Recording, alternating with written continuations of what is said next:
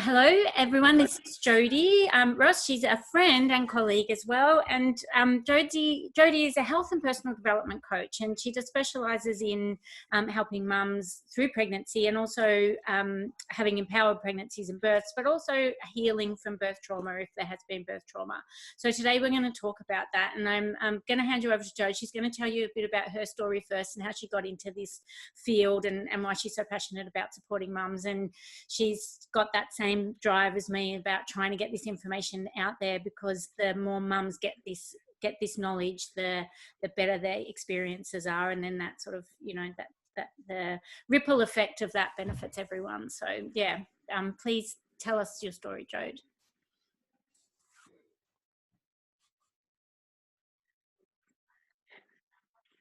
Yep. Well, you're freezing a little bit. Oh yeah, that's just, it might be the Wi-Fi. It's been a bit on and off. So yeah, hopefully the recording comes through okay. But yeah, so I can hear you now. All right. Yeah. Awesome. Hello, everybody. I'm just going to follow on what you just said, and that's my why too. Is people don't know. We don't know what we don't know, and so I'm really passionate about sharing this stuff as well. And it was my journey, my own experience with my first birthing of my daughter that where I did experience. I didn't really realize it at the time, because I was just going through it, but I did experience what I now recognize as birth trauma, and it kind of realizing that afterwards. And it was my own experience that and my own healing path that led me to be thinking, oh my goodness, every woman who goes through this needs to know it, because there's so much you can do for yourself to help yourself feel better, so you don't have to experience that again. And also so that your experience with actually being a mummy and with your baby is so much better as well, for both you and for baby, and any, future pregnancies and births that you have as well. So my story was that with my first baby, I had a dreamboat pregnancy. I fell pregnant really easily, great pregnancy, but then I was 10 days overdue. And what happened is I handed over all my power to the doctors and was told that would mean that I would need to be induced. So that resulted in emergency Caesar with, we were both fine, physically fine, but a lot of emotional distress for both me and Bubby, which led to a whole host of problems afterwards. And I guess doing the work that I did, I thought, oh my gosh, if I had known that back then, I could look at it and go, well, none of that needed to happen. But also in being able to heal it has been a really, really beautiful experience too, because now I have full appreciation for the fact that I went through that, because it's led me here. But also I now have a really beautiful, I guess, memory and reflection on my experience. I can look at it and go, yeah, that memory's there, but I have no energetic or emotional attachment to it anymore, because I've since, with Matrix birth reimprinting, I've recreated a whole birth scenario for my subconscious, which is a much nicer place to reflect on, and healed a lot for both me and my Bubby. And and so there's just so much you can do. It's so important as well. And I think too, what you were saying about that, the birth experience really sets you up for that mothering experience. And it's like we hear a lot of, oh, it doesn't matter, the baby's safe, it's okay. All we can hope for is, a healthy baby on the other end. And yes, that's true. Obviously we want that, but the birth experience does matter. The mum's experience matters, like it's massive about the bonding, the breastfeeding experience, that we know that birth trauma has implications for breastfeeding outcomes, about bonding, postnatal depression, all of these kind of things are very, like, we've talked about this before, Jo, but 1 in 3 mums in Australia currently report having a traumatic birth experience, and that is just too high. So we really need to do things to get that that number down, or to support mums that have had that experience, so that it doesn't carry on or turn into postnatal depression, or even post-traumatic stress disorder. So 1 in 10 mums go on to suffer post-traumatic stress disorder from birthing in our systems in Australia. And, you know, like, that's just crazy. So again, was one of my biggest drives to start this program, and, you know, incorporate and collaborate with people like Jodie to get this information out to mums, so that we can change that, so we can really change that outcome. So so Jode's going to talk about, well, you know, a bit about what birth trauma is and how we might recognize it, what kind of creates a traumatic experience, which we talk a lot about that. You've come across this before, you're watching this, about that empowered birth, and, you know, and how to try and set you up. And back in the earlier modules, Jodie talked about tools and tips and how to do that, and there's lots of resources through here about that. But so this is more looking at sort of what has happened if there has been trauma, and how we recognize it, you know, what might create a traumatic experience, and then what to do if it has happened. So I'll hand over to Jodie to let her run through that. Thank you. Trauma is a really big word, and some people don't associate this with the word trauma, and they go, well, I'm experiencing any trauma, or I'm fine, Bubby's fine. However, it's a word that's really depends on what the situation means to you. Trauma, so where we can really look at it and go, anytime you've had to, I guess, feel powerless in the situation, or that it's really affecting you right now, then that, I think, is what we could perceive as trauma. And it's not for anybody to go, it's not actually the situation that you go through that determines if a situation is traumatic or not. What that really, there's no doubt that birthing, there's an element of physicality that goes along with it, right? So, but regardless, it's whatever the situation is, it's what it actually means to a woman that will determine, has that been an empowering birth experience for you, or has there been any trauma or lack of power associated with that birth for you? So do you want me to give examples? Is that a good? I think that's a really good, I think that's a really good way of explaining it, is to have a look at some case studies, because what might, like what you say, it's actually a perception of the experience that creates the trauma or not. And essentially childbirth, you know, has got that there is that, like you said, that physicality to it, the pain, there's an element of stress to it anyway, just because of that, you know, pushing a baby out your vagina, or having surgery, you know, like the two ways they come out, through the bottom or out the top, they're both quite, you know, like they can be, it can be, there's an element of stress on the body. So it's that what we know about birth trauma is about being disempowered in that time. Correct. Or, you know, that perception of it, losing your integrity or losing your, you know, your sense of empowerment are the two main things that then create that perception of trauma. So I will let you explain that a bit more with some case studies, because I think that really helps. Yeah, cool. So the easiest way to explain it is to just think about real life scenarios. So imagine you have two women, right? Both of them have experienced pretty average time of labour, let's say 10 hours. They both birth naturally, no drugs needed. They both have maybe a slight tear that requires a few stitches.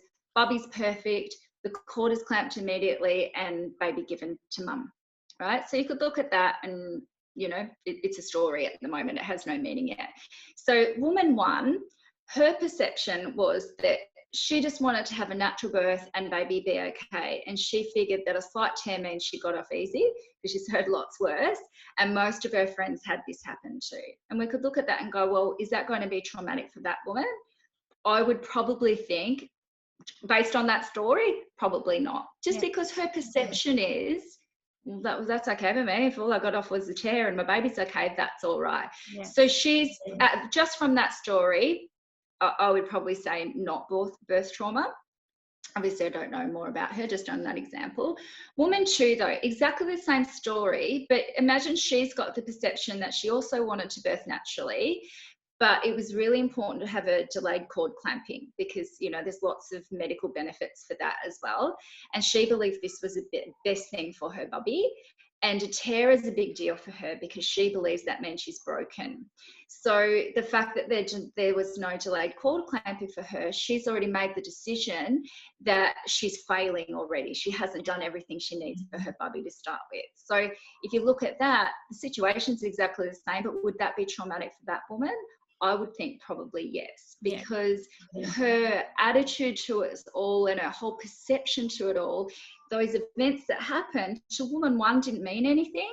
To woman two, they meant a big deal. So she's the one that's probably going to need a little bit more help recovering from that in terms of emotions and the beliefs that she's making about herself and her body, because what happens after that, then it can really affect, and it doesn't say it has to, but it can affect woman's connection with Bubby, can affect breastfeeding. It can just, she can still have a great bonding and great connection, even if that has been experienced. But what it's most likely to affect is her relationship with herself and her body. And, you know, that can lead to, you know, so many things in terms of anxiousness or PTSD, postnatal depression, all that kind of stuff. And that can, it's more likely to affect her relationship with herself. And if her relationship with herself is affected, then that can affect her relationship with anyone else, Bubby, husband, partner, family, whoever. Everything. So, yeah. And I think the most important thing to see there is it's not the situation. It's not for anyone to judge and go, well, that wasn't even really a big deal. Why is she upset about it? Or, well, that was a big deal. Look at her, she's fine. It's irrelevant. And that's not to take away from anyone's story at all. It's more so, I guess, the emphasis I want to put on it. It's what it means to you that will determine, is this a stressful experience for you or not, or a traumatic experience for you or not. I've got another example that's a little bit more extreme. Again, imagine if you've got two women, and this time they're both 10 days overdue. Induction's been needed, they have 15 hours of labour, and then Bubby's delivered by caesarean.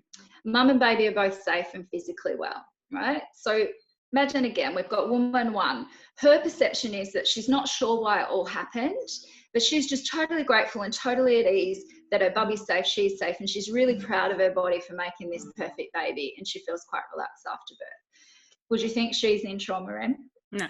Probably not. You know, she's, even though we could look at that and go, man, that's a big birth experience. If her attitude towards it is, yeah, but I'm okay, Bubby's okay, I'm fine, I'm just, whoa, look how clever I am, then, you know, it doesn't, the experience doesn't have, there'd be no doubt that there'd be some physical trauma there, but emotionally, her body would need to do the healing, but emotionally, that woman will probably be in a pretty good place. Whereas woman two, imagine her perception is that her body failed her. You know, I didn't labour like my sister. She thinks she couldn't give birth properly. And so even though she and Bubby are physically safe, if she's got those feelings going on, oh my God, I failed. Talking about children, sorry about that. That was the daughter just walking in on the phone when she knows I'm doing. Okay, right on cue. Anyway, sorry to interrupt you. Carry on. That's okay. That's okay.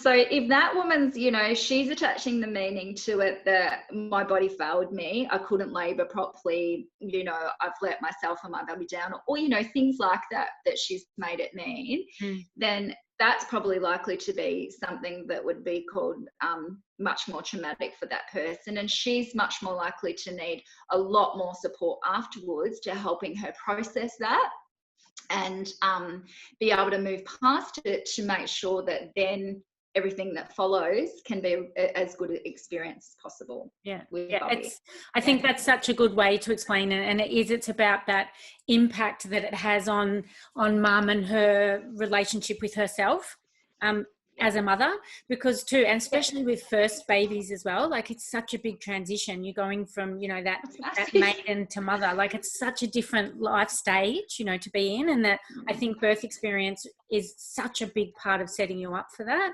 And so if you have that, you know, that experience and then that disconnection from yourself, or, you know, that feeling like a failure, then that can really impact your mothering experience as well. So again, it's so important that we get the support that we need if that happens, and to be able to recognize it. Like you said, you know, when it happened to you, you didn't really, at the time, you didn't recognize it as trauma, you know, like it wasn't, you know, it was, and again, we get, there's a lot of society pressure or pressure within within the system. And I've said it myself, and I've said yes to patients when they've said, all that matters is I got a healthy baby.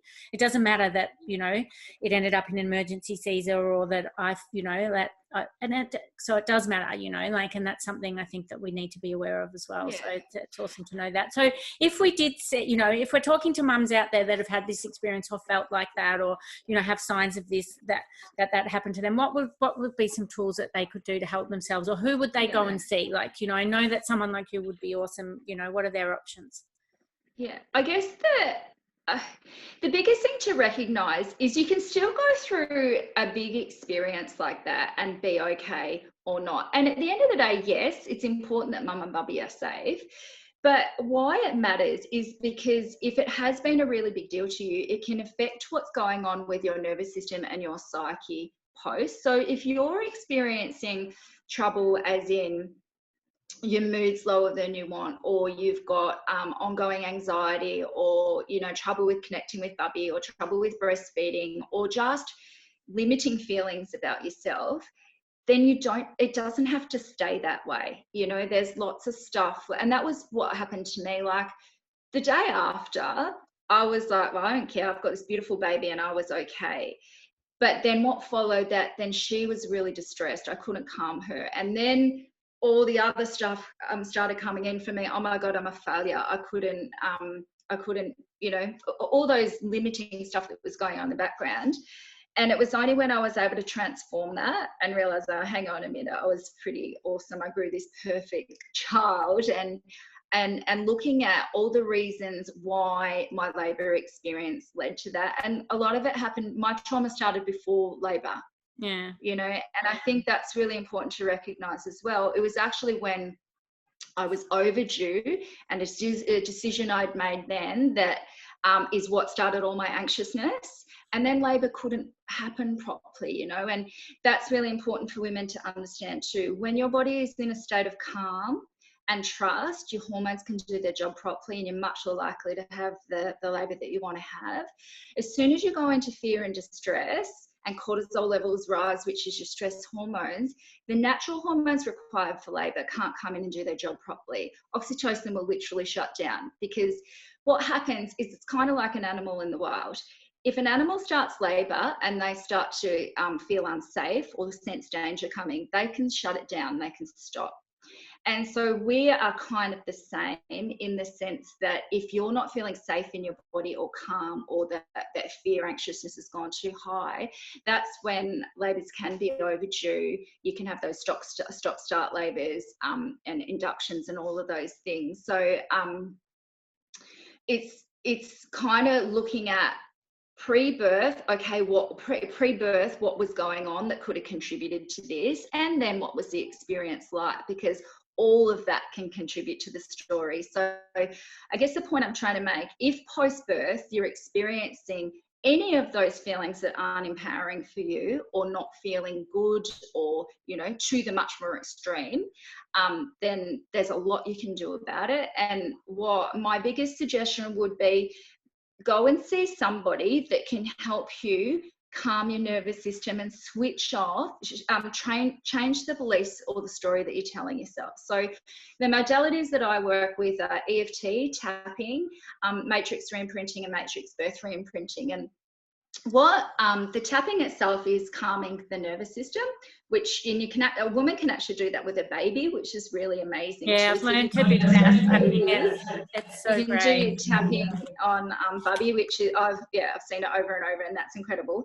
But matrix reimprinting, or a modality like it, whether you hypnotherapy, there's psych-K, there's heaps of them around, that you work with somebody that can help you process and complete the trauma, and do something to reset. And so you've got a much nicer story that you're telling yourself, and bring your nervous system back into alignment. Because once you come back into balance, psyche wise, like those messages that are going back on in the background, that will change what's happening in your body.